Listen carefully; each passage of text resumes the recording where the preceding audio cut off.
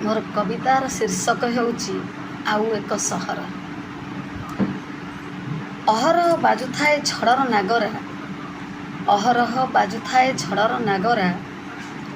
खुंटा चुंटारे यौवनरे बार्धक्य आसे, जंत्रणा असह्य हेले भी पिला छुआर माँ ना पापाचर मन बलाए।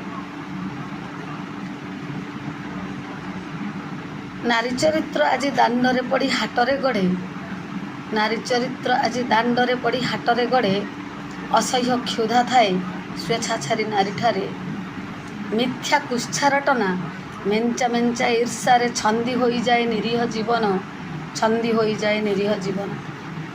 काहींकि ता रूप छटारे मुग्ध ए समाज, काहींकि ता रूप छटारे मुग्ध ए समाज।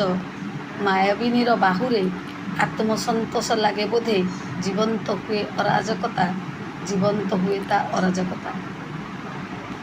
छलनार छद्मवेशी रूप, छलनार छद्मवेशी रूप।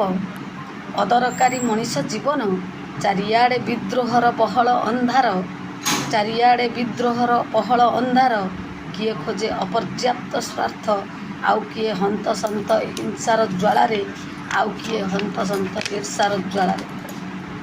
मु सबुबेले प्रस्तुत थाए, मु सबुबेले प्रस्तुत थाए युद्ध पाई समय सह। संपर्क बंचाई रखिबा निमंते आप्राणे चेष्टित। निश्वास को जोर करिछि, हारिबिनी जितिबा शिखिछि, मु हारिबिनी जितिबा शिखिछि। काहींकि ये युद्ध, काहींकि ये युद्ध असमानतार विरुद्ध रे। मारिबाकु हेबो धनी गरीब बड़ छोट, छलना प्रतारणार प्रकोप, छलना और प्रतारणार प्रकोप। आखिर स्वप्न कहे, आखिर स्वप्न कहे मिलंतानी आउ एक सहर। चारियाड़े थिबो शांत परिवेश, सुखमय थिबो बंचिबार रास्ता।